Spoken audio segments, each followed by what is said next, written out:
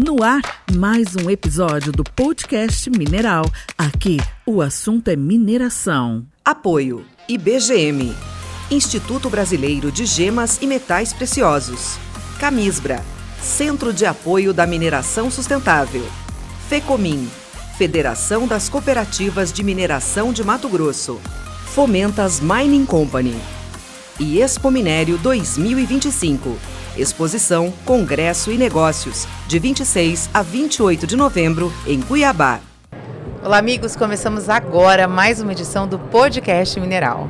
Eu sou Rafaela Padilha e falo diretamente do Centro de Eventos do Pantanal, onde ocorre a segunda edição da Expo Minério, a maior feira de mineração do Centro-Oeste.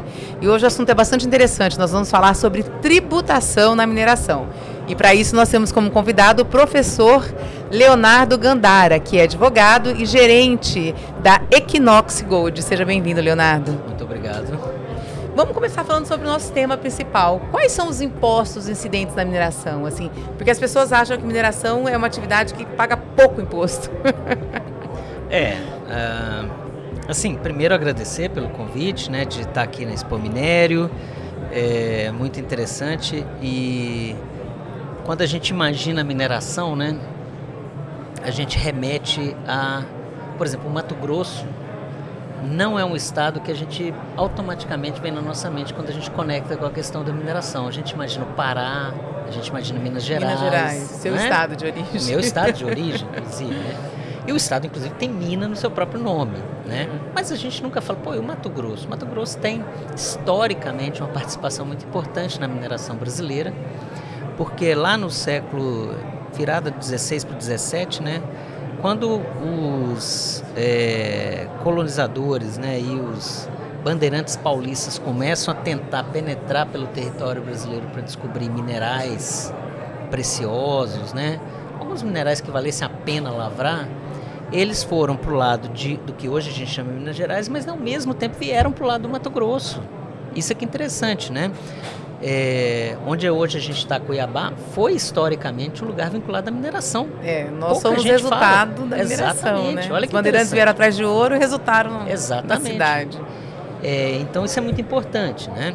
E aí estou fazendo essa introdução para a gente falar Na verdade, a interiorização do Brasil foi por causa da mineração. Você matou a charada. Assim, a gente já... Quando a gente vê que até... Antes da gente entrar no tema, né, da tributação na mineração, né? Hoje, 2024, no Brasil, conforme o último censo, 54,7%, se eu não me engano, mas mais de 50% da população brasileira vive numa faixa de 150 quilômetros do litoral. Até hoje. Esse é um efeito dramático da concentração nessa faixa, que até hoje nós temos esse efeito.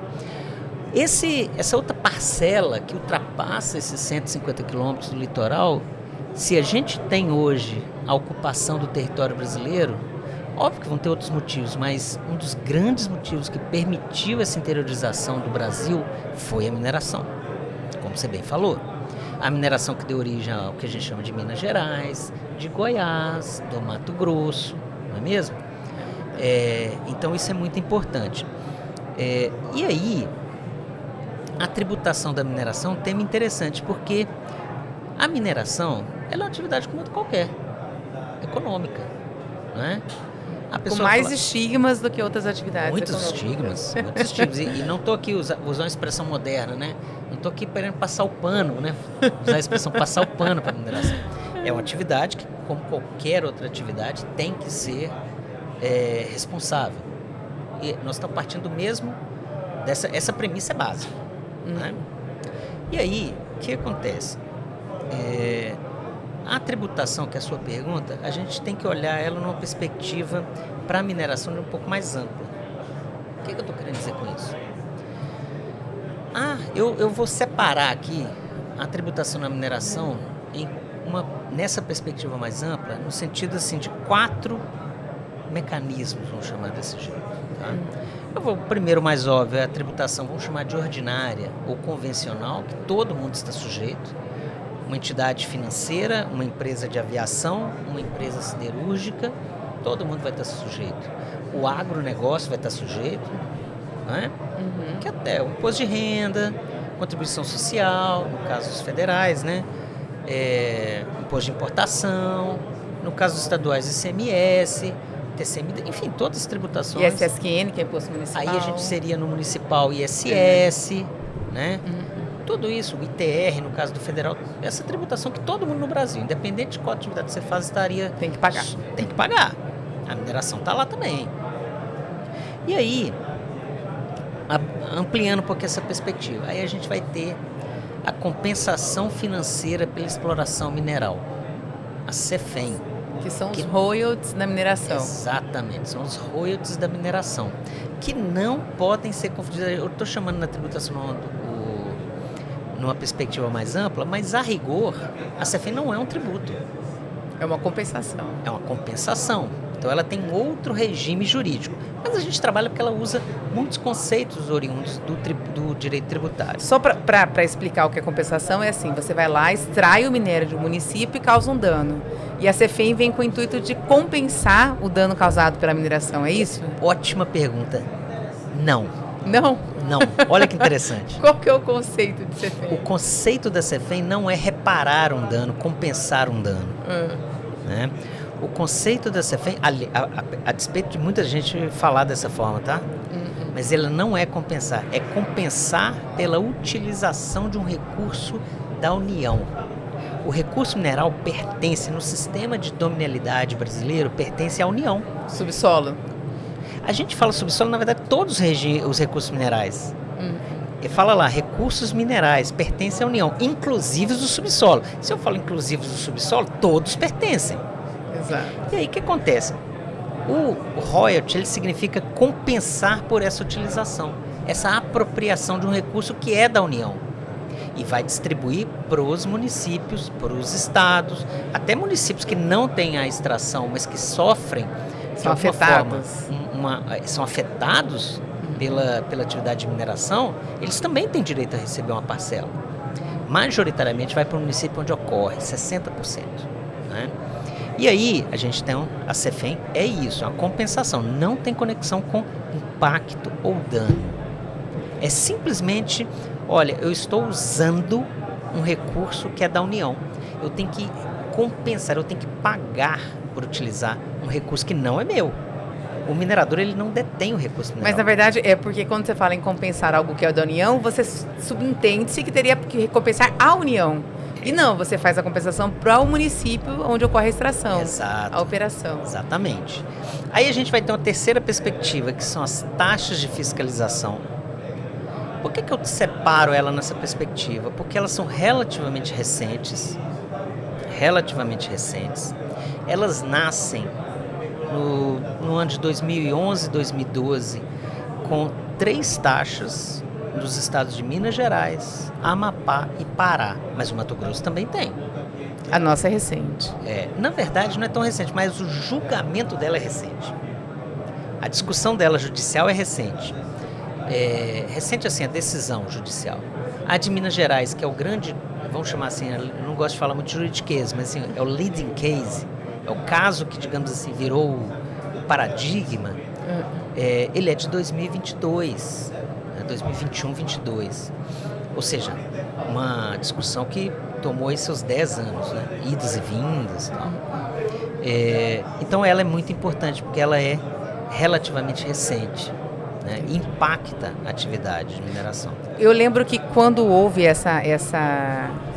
quando o governo propôs, quando a Assembleia Legislativa... O governo, na verdade, tributo não pode ser de iniciativa legislativa. Então, quando o governo do estado de Mato Grosso propôs cobrar a TFRM, o setor se mobilizou muito, porque ela é cobrada por tonelada, em razão dos valores cobrados no estado de Mato Grosso. Inclusive, eles eram muito maiores do que o de Belém, por exemplo, do que o de Minas Gerais. E inviabilizava. Esse é o voto do ministro Barroso. Né? Quando ele declara, no caso da de Mato Grosso, o ministro Barroso, no voto dele, ele cita essa desproporcionalidade. A taxa em si, o Supremo já considerou, não só de Mato Grosso, já considerou que podem Os estados e municípios também podem instituir taxas. É um risco para a atividade de mineração. A questão é, o quantum, o valor, tem que ser proporcional. E no caso do Mato Grosso, o problema era desproporcionalidade. Existe uma como é que eu posso dizer, uma diferença, né, muito grande entre o volume arrecadado e quanto custa fiscalizar. Isso que o voto traz. Então não pode ser desproporcional. E existe um outro fator no estado de Mato Grosso. A gente conversou algumas vezes com o subsecretário o subsecretário Paulo, que é da Secretaria de Desenvolvimento da SEDEC, Desenvolvimento Econômico. E eles nunca explicaram para onde vai porque em tese os recursos arrecadados pela TFRM seria para a fiscalização da atividade mineral. E assim, desde a implementação dessa lei não houve de fato nenhuma fiscalização, entendeu? Então, para onde está indo esses valores? Assim, a aplicação dos valores da tributação da tributação da mineração é uma coisa muito questionável, né? O CEFEM, por exemplo. O CEFEM, que é em tese para compensação, para construção de escolas, para melhoria na qualidade de vida da população, não tem acompanhamento. Tem prefeito que vai para conta sempre, para pagar salário. O que é e não pode, ilegal. Né? Ilegal. Não pode. Mas quem que vai falar que ele está pagando salário se ninguém acompanha? Exato, né? Exato. Esse é um problema. A gente tem um problema desse, vamos chamar de aplicabilidade. Gap de fiscalização, né? Aliás, é importante, né? A CEFEM, que gera um grande volume de recursos para os municípios, né? Ao mesmo tempo também ela tem existe um problema relacionado, inclusive, à sonegação. Segundo estudos do Tribunal de Contas da União, a gente não tem em torno de 40% de sonegação. Isso é um problema também. Os mineradores deixam de arrecadar esse... Ou porque não tem o lançamento correto, ou a atividade de mineração está sendo feita de forma irregular, né? Então existe um problema também, né? Mas você falou um negócio importante. Mas só para eu entender, eles fazem um diagnóstico dessa... Muito grande, 40% é um valor considerável, quase metade da CEFEM. Muito grande. E não tem uma solução para isso? Aí que tá, eu entendo, eu não sou pessimista nisso não. Eu acho que a gente vai conseguir,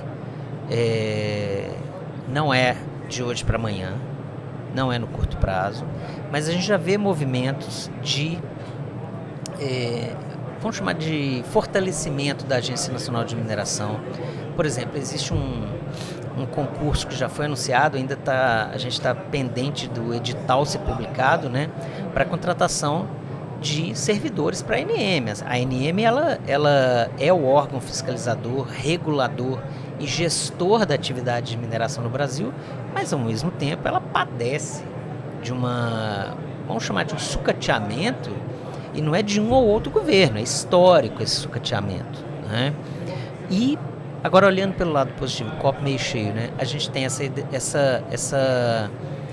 iniciativa, a gente já tem um concurso já anunciado, faltando abrir o edital, porque assim, a atividade de mineração, ela é responsável por mais de 1/3, um pouco acima de 1/3 do resultado positivo da balança comercial brasileira, junto com o agro. O agro é o outro grande, curiosamente, né? O agro, tão importante para o Mato Grosso, né? O agro e a mineração são carros-chefes da economia brasileira, né? Então, se eu tenho esse carro-chefe, eu tenho que, em contrapartida, prover um serviço público que seja compatível com essa, digamos, com essa grandeza, não é mesmo? Claro. Até para a gente... o minerador, o que ele mais quer é competir em condições iguais, né? Então, assim, para o minerador, para ter fiscalização, para acabar com a mineração ilegal, é o que ele quer. É o que ele quer. Exatamente assim, viabilizar, por exemplo, aqui no Mato Grosso a gente tem iniciativas muito interessantes relacionadas a cooperativas de garimpeiros. Isso é interessante porque você traz para a atividade legal agentes que podem contribuir, inclusive, com geração de riqueza para o Estado, geração de tributos, não é? Então, isso é muito importante. E aí, só para complementar, eu vou falar duas coisas. Você falou da destinação, não é? Assim, esse é um ponto interessante. E a gente precisa de fiscalização mesmo dessa utilização, igual você falou. Se a gente não fiscalizar, né, se os órgãos de controle não fiscalizarem, a gente vai ter esses abusos, né? relacionados a... E a ideia, eu falei aqui que ainda não tem conexão com dano ou impacto ambiental, mas a ideia é do legado, né? A ideia da CEFEM. Deixar um legado social. Eu pago pelo uso do recurso natural. E eu tenho que compensar para que aquela comunidade, aquele lugar, aquilo ali tem um legado da atividade de mineração. Né? Então, a ideia, a gente tem que pensar numa ideia de legado. Como é que eu vou construir essa cidade? Como é que eu vou disponibilizar políticas públicas que vão fazer com que essas pessoas se mantenham aqui, né? Exatamente fixar essas pessoas nos lugares onde elas moram, né? Prover serviços públicos de melhor qualidade. A ideia é essa. Até porque a gente vamos fazer um resgate histórico. A atividade mineral, quando ela começou, alguns anos atrás, ela vivia uma população muito flutuante, né? Achou um garimpo aqui em Alto Paraguai, no estado de Mato Grosso. Aí vinha maranhense, eu falo porque os meus avós vieram do Maranhão para garimpar em Alto Paraguai. Vinha maranhense para o Mato Grosso, aí explorava, quando ia embora deixava filhos, deixava um desgaste social enorme e o município só tinha danos, né? Tinha que acolher toda aquela nova população que surgiu ali. E hoje não, hoje existe uma forma de compensar tudo isso que é ser feito, mais aplicabilidade. É isso, é um trabalho contínuo, vigilância contínua, a gente tem que continuar. E a riqueza da mineração, entre outras, é essa, né? De trazer pessoas de vários lugares, por isso que a gente fala que a mineração, e a gente está falando de mineração há quanto tempo, né? E a mineração tem esse aspecto multicultural, que ela atrai pessoas dos mais variados plataformas, vamos chamar assim, sociais, culturais, origens. E aquilo vira um caldo de cultura que é melhor do que só, assim, é uma diversidade cultural que vai propiciar realmente riqueza para aquele lugar, né? Quando a gente compara que o IDH de cidades mineradoras é mais elevado que o IDH de cidades que não são mineradoras. Não tinha. É interessante, né? Não sabia disso. Isso acontece. E é interessante. Aí, só para finalizar... Mas quando você fala esse IDH de cidades mineradoras, você está falando das cidades de Minas Gerais? Porque eu acho que no estado do Mato Grosso isso do Brasil todo. Mas, por exemplo, olha que curioso. Olha que curioso, Rafaela. Hoje eu estava vindo para cá, para Expo Minério, e eu peguei um Uber para vir para cá, né? E batendo papo com o rapaz lá do Uber, né? Eu não falei para ele com o que eu trabalho. Eu sou curioso de perguntar para as pessoas o que elas fazem, o que elas deixam fazer. E aí, ele falou assim... Eu perguntei, né, assim... Você é daqui mesmo, tal? Né? Eu sou de Cuiabá, mas já morei no interior, tal. Que legal, onde você morou? Ele falou, Aripuanã. Bem ali. Aripuanã é no norte de Mato Grosso. Noroeste, 1.200 quase quilômetros, 1.100 e pouco. E ele falou assim... Eu falei, eu sei que tem uma operação da Nexa, né? E também tem cooperativas de garimpeiro, né? E eu falei, mesmo, tem um colega meu que já trabalhou na Nexa, conheço uma pessoa que já trabalhou na Nexa. Ele falou, nossa, mas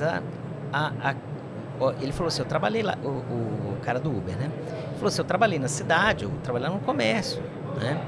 Ele falou assim, nossa, com a chegada, né, como é que a cidade mudou para melhor? E ele falou assim, tinha um posto de saúde lá, que a empresa, com os recursos da empresa, é que foi construído, que assim, para a saúde básica não tem necessidade, assim, tem um serviço espetacular. Olha que interessante. Eu não provoquei ele não, só curioso. Ela construiu uma UBS lá, mas ele veio para Cuiabá com todo o avanço que está. Mas olha que interessante, né? Olha que interessante. A gente consegue ver isso, né? Então, assim, eu tô falando óbvio. Eu falo que média. A gente conversou, inclusive, aqui na Expo Minério com o vice-presidente da Nexa. Eu falo, Aripuanã bamburrou. Exato. A qualidade de vida lá deu um salto significativo. Deu um salto. Então, assim, E vamos falar, não é um fenômeno que é surpresa. Isso acontece em todo lugar que tem. Por exemplo, você está falando assim, sonho. Não, todos os lugares do Brasil onde a gente tem atividade de mineração, a gente vai ter esse fenômeno. Por exemplo, você vai ver de muita gente chegando no lugar, é natural que aconteça. Mas quando você fala desse IDH, você está se referindo à grande mineração? Aí que tá, não. Eu estou falando porque a gente tem que desmistificar uma coisa também, sabe, Rafaela, que mineração é só grande empresa. Não é. A gente fica falando de mineração, a gente imagina a empresa A, a empresa B, não vou falar nome aqui, mas são as grandes mineradoras. A gente tem em torno de... a gente deve ter em torno de 9 mil empresas de mineração no Brasil. Por que a gente só fala das grandes? Porque as grandes, elas concentram muita atenção sobre elas, né? Eventualmente relacionada a questões ambientais, a questões, enfim, todos os conflitos que a gente pode imaginar, né? E, por exemplo, a gente tem, em função de inúmeros eventos tristes, inclusive, no passado, relacionado, por exemplo, aos eventos mais recentes, a gente vai ter um território Yanomami, por exemplo, mas, inclusive, no Mato Grosso, a gente tem também um evento relacionado com um território indígena, do garimpo. Mas existem cooperativas, organizações super sérias que trabalham com a permissão de lavra garimpeira. Então, a gente tem que criar, na verdade, mecanismos para cada vez mais a gente incentivar essas pessoas que trabalham com atividade garimpeira para se tornarem, migrarem do ilegal para o legal. Isso vai gerar riqueza. Isso vai gerar riqueza para o Estado. E a riqueza vai ficar aqui. Nós temos aqui em Mato Grosso a Cogavep, que é a Cooperativa de Garimpeiros do Vale do Peixoto, que é a maior cooperativa em atividade do Brasil, com mais de 7 mil pequenos garimpeiros, porque eles não aceitam essa condição de mineradores. Eles têm orgulho de ser garimpeiros. E que trabalham de formalista, que fazem o trabalho todos com PLG. Isso. Né? Assim, o associativismo é a melhor forma para o pequeno. Né? E é interessante, porque esse associativismo, ele está previsto na Constituição, né? E a gente tem que enxergar dessa forma. Não é que é vilanizar uma atividade. Na verdade, como é que eu faço para trazer quem ainda não está no modelo associativo para o modelo associativo? Percebe? Sim. E é isso, porque o garimpo, como eu disse, o estado do Mato Grosso, se a gente for analisar, ele começa com o garimpo de ouro. Não é mesmo? Claro. Então, a gente tem que... É inclusive uma manifestação cultural mesmo. Né? Que não é uma... Como é que eu posso dizer? Não é um privilégio do Mato Grosso. Na verdade, vários lugares do mundo estão associados, por exemplo, com a atividade que a gente chamaria da mineração artesanal ou do garimpo, que hoje a gente chama de garimpo, né? Por exemplo, a Califórnia nos Estados Unidos é o estado mais rico dos Estados Unidos. Todo mundo acha que é Nova York. Não, é a Califórnia. É o estado mais rico dos Estados Unidos. A Califórnia, ela é o que a gente chama da corrida do ouro. É o que permitiu a colonização da Califórnia. E gente, isso foi no século XIX, 1849. Né? Tem até uma curiosidade, né? Quem nos ouvir que gosta de futebol americano, tem um time nos Estados Unidos que chama São Francisco 49ers, né? 49. Por que chama São Francisco 49ers? Porque é o ano que se descobriu o ouro na Califórnia. Que legal! Olha que interessante. Interessante. Né? Então, mineração também é cultura. Claro. Né? E, quer dizer, mineração é muito cultural. É muito cultural, né? E assim, só para voltar à nossa discussão aqui sobre tributação, né? O último ponto que eu falei 4, então falta um para eu falar. Dessa perspectiva mais ampla. Eu acho que é legal a gente falar, ainda está incipiente, e é natural que esteja, porque foi uma discussão que foi aprovada na emenda constitucional 132 do ano passado, que a gente chama, apelida de reforma tributária, né? O âmbito da reforma tributária, a gente vai ter o que a gente chama de CBS e IBS, né, de forma simplificada, né? Contribuição sobre bens e serviços, imposto sobre bens e serviços. Mas aí também dentro dela a gente vai ter o imposto seletivo. Né? E lá fala, o imposto seletivo vai ser sobre comercialização, aí vai falar extração, né, de bens e serviços que causem ou possam causar danos à saúde e ao meio ambiente. E lá fala de mineração, extração, 1%. Não especifica que é a extração de qual minério, de qual substância. No projeto de lei, PLP 68, a gente já tem uma especificação que a gente vai falar assim, é só do ferro, só minério de ferro. Né? Será que vai ser só minério de ferro? Não sei. Né? E aí, esse é um cenário de incerteza, porque muitas discussões seguramente vão surgir desse imposto seletivo, né? Que o ferro causa mal à saúde ou é atividade que tem potencial de causar mal? Porque o minério em si, ele é inerte, né? E pode parecer uma discussão meio um preciosismo, não é, né? Porque a gente tem que tentar estabelecer uma coerência, né? A gente tem que ser consistente. A gente está querendo tributar como sociedade, a gente quer tributar a mineração como uma forma de penalização, porque tributo não pode ser pena, não pode ser penalidade. Tributo não é penalidade. Tributo é a manifestação do pacto social que uma determinada comunidade tem. A nossa comunidade se chama Brasil. Qual é o pacto social que a gente quer financiar? Ao fim e ao cabo é isso que a gente fala. Qual o pacto social que a gente quer financiar? Não sei se eu... Não, entendi. É porque é exatamente isso. Como a atividade ela tem essa pecha de ser que degrada, que, né? Aí as pessoas veem a tributação como uma forma de penalizar quem minera. Né? E você degradou, você extraiu, você... E assim, que não é nem fato, né? Porque quando você vai tratar de atividades, toda atividade industrial causa impacto. Industrial não, de extração causa impacto. Sim. E das atividades que existem hoje, a mineração ela causa menos impacto do que a agricultura, por exemplo. Né? Não, sim, eu não acredito em você. Porque assim, existem alguns fatores. A área é muito pequena, é limitada. Você não consegue fazer a mineração numa área de 100 mil hectares, porque o ouro está num pedaço de terra específico. Né? Exato. Mas as pessoas têm essa falsa noção de que é uma atividade extremamente que degrada o meio ambiente de forma absurda. Não, interessante. Que é mais, né? A mais predatória de todas as atividades. Engraçado, porque quando você vai, por exemplo, quem já teve a oportunidade de visitar alguns lugares do Brasil, mas eu vou falar de um exemplo, a Floresta Nacional de Carajás, no sul do Pará, né? A área mais preservada é exatamente a área que é da Vale. Olha que interessante. Ou seja, a mineração. E eu não estou aqui de novo, né? Não é meu papel passar o pano, né? Não, tem problemas. A gente tem que enfrentar esses problemas. Com certeza. Né? Mas assim, eu vejo como uma penalidade. E mais interessante, sabe o que é, Rafaela? Que quem que eu estou querendo penalizar? Porque quando eu falo de tributação, a gente tem que ser bastante rigoroso. Ao fim e ao cabo, quem paga o tributo é quem consome.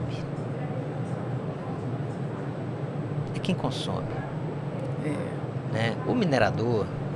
E ainda tem esse outro estigma, que quando você fala em mineração, eles ligam essencialmente ao ouro, né? E acham que é para adorno, que é para luxo. Não é verdade? E ouro é um dos componentes eletrônicos mais usados nos dias de hoje. Por exemplo, as pessoas falam de adorno, né? De indústria, vamos chamar de indústria joalheria, né? Vamos chamar assim. Mas, por exemplo, o ouro, um dos grandes... Você falou da indústria eletroeletrônica, tem indústria médica. A indústria eletroeletrônica é um grande comprador, né? Vamos chamar assim, um grande consumidor. Mas um ponto que a gente está vivendo um momento geopolítico de muita instabilidade, né? Conflitos, cenários de inflação em países ricos. É reserva de valores. Reserva de valor. Um dos grandes consumidores, né, do ouro, já que a gente está falando do ouro, são bancos e bancos centrais. Né? Se alguém tiver curiosidade de entrar na página o Conselho Mundial do Ouro, World Gold Council, tem um balanço trimestral que eles falam quais os bancos centrais que mais compraram ouro. Isso é público, está lá divulgado. Né? Porque é reserva de valor. Ele tem um negócio que é a portabilidade. Né? É complicado. Eu particularmente, eu percebo, não conhecia nada da atividade mineral e vim a convite de um amigo fazer essa... Meu posicionamento é bem claro. Eu sou uma pessoa de esquerda, então assim, eu sou uma pessoa que defende as bandeiras do meio ambiente e de todas as outras. Mas aqui eu entendi que não é assim, que o impacto visual e que a propaganda negativa que você tem a respeito do setor é muito maior do que a atividade em si. Existem ilegalidades como todas as atividades, né? Claro. Não tem nenhuma atividade que... Mas assim, se controlado, se fiscalizado, pode ser uma atividade que dá muito lucro dentro das normas, dentro do que é possível. E o impacto é muito pequeno. O impacto visual é muito ruim. Quando Sem você vai dúvida. numa cava de ouro, que você vê aquele buracão, Sem dúvida. você fala, meu Deus, acabou essa cidade. Essa cidade está sendo consumida por um... Mas não é, acabou a atividade ali, essa cava é coberta, ela pode ser reconstituída, pode virar uma outra atividade comercial Sim. ali, né? Você está falando um negócio super legal, desculpa te interromper, mas pode falar, terminar. Só porque você me lembrou do negócio que é o uso futuro, Uso futuro. que é um dos grandes desafios da mineração. Mas olha que legal, o uso futuro. Por exemplo, na minha cidade, onde eu moro, tem um parque chamado Parque das Mangabeiras. Curiosamente, fica no lugar mais rico da cidade. Né? Lá era uma mineradora e foi aproveitado como um parque, o uso futuro. Tem gente já falando de condomínios. Tem, por exemplo, tem uma iniciativa nos Estados Unidos que virou um parque para as pessoas andarem de bicicleta, para andarem de moto.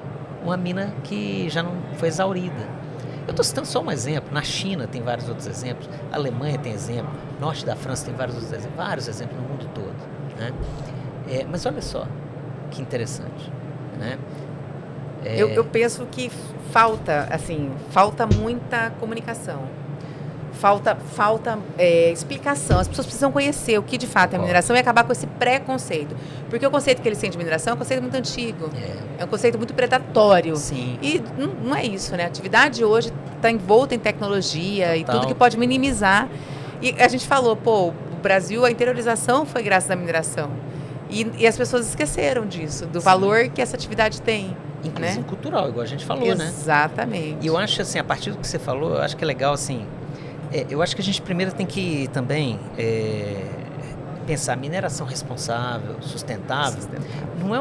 Não deve ser entendido como uma pauta de direita ou de esquerda. É uma pauta da mineração. Ser responsável, ser sustentável, no sentido de garantir o cumprimento das regras, né? O cumprimento das leis estabelecidas, o que tem que fazer ou deixar de fazer, não causar danos ao meio ambiente. Isso não tem ideologia. Isso é uma regra. Tem posicionamento ideológico. Exato. Qualquer atividade tem que ter isso. Assim. É princípio de Tem qualquer que ser atividade. Assim, né? Eu acho que a gente tem que, inclusive, para facilitar o diálogo. Né? Então, assim, e eu concordo com você também quando você falou o negócio você citou aí que existe um déficit, vamos chamar assim, de comunicação. É a minha opinião também, você falou isso, né? Déficit de comunicação. Porque tudo que é divulgado da mineração é muito ruim, né? É o acidente em Brumadinho, é a questão dos Yanomamis, é o cara ilegal, porque o cara tá ali ilegal, fazendo extração ilegal e jogando mercúrio dentro do rio. Mas e as boas práticas? Elas não são mostradas. Exato. E quem trabalha no garimpo, qual que é o perfil? É o homem com mais de 50 anos, com pouco estudo, é o que precisa daquilo. Só tem aquela atividade como fonte de renda. Exato. É complicado. Mas antes de terminar, porque a gente está chegando ao fim, esse papo está muito interessante, eu queria que você falasse sobre a questão acadêmica, da necessidade de estabelecer essa disciplina de direito minerário nas faculdades de direito, porque não tem, né? Hoje em dia é especialização, e é um setor que cresce tanto, e a faculdade não está acompanhando, a academia está ficando para trás em relação a isso. É interessante sua abordagem, assim. Quando eu estudei direito, fiz minha Você graduação. é professor. Sou também. Minha graduação não tinha a disciplina Direito Minerário. Tinha, assim, uma disciplina optativa que estava escondida como é que fala? No organograma lá do curso. Né? Mas até hoje eu acho que é um problema pra gente. Então, assim, e a gente tem aliás, isso se conecta até com o que você falou, a falta de comunicação. Como é que eu vou comunicar se eu não consigo nem estabelecer uma disciplina acadêmica? Né? Então, assim, até vou usar uma expressão que talvez não seja melhor, mas assim, a popularização da mineração. Né? Popularização no sentido, assim, de conhecer o que é essa atividade, quais os desafios que ela tem, né? E nesse sentido a gente vai trazer, inclusive, talvez, né, é o que se espera, contribuições para cada vez mais melhorar essa perspectiva, essa percepção, e também cada vez mais incentivar o uso de práticas mais responsáveis e sustentáveis para a atividade. Isso mostra de fato um gap, né? Tipo, é uma atividade que está entre a terceira maior economia e não existe dentro da academia, uma disciplina para tratar sobre ela. Pô, então é o quê? Preconceito? Porque quando você não estabelece, é porque senão ela não é significativa. E é. Muito, de fato é. Muito significativo. Né? Dentro do estado de Mato Grosso, por exemplo, é um estado menor. Nós somos o 6º produtor de minérios do Brasil. Você vê poucos advogados especializados. Agora estão surgindo novos nomes, mas eram pouquíssimos até pouco tempo atrás, porque as pessoas não tinham aonde buscar esse conhecimento. Mas, Leonardo, foi um prazer conversar com você. Você tem um amplo conhecimento a respeito da mineração, não só da tributação, mas da história, o que é muito mais gostoso. E falar para vocês que ele já teve um podcast, por isso que ele tem essa leveza, essa sacada, assim. E você está convidado a voltar outras vezes aqui. Muito obrigada. Muitíssimo obrigado. E o nosso podcast Mineral fica por aqui. Te aguardo na próxima edição com mais um assunto inédito. Enquanto isso, curta as nossas redes sociais. Estamos no Instagram e no YouTube. Até o próximo episódio. Podcast Mineral. Apoio. IBGM. Instituto Brasileiro de Gemas e Metais Preciosos. Camisbra. Centro de Apoio da Mineração Sustentável. Fecomim. Federação das Cooperativas de Mineração de Mato Grosso. Fomentas Mining Company. E Expo Minério 2025. Exposição, Congresso e Negócios, de 26 a 28 de novembro, em Cuiabá.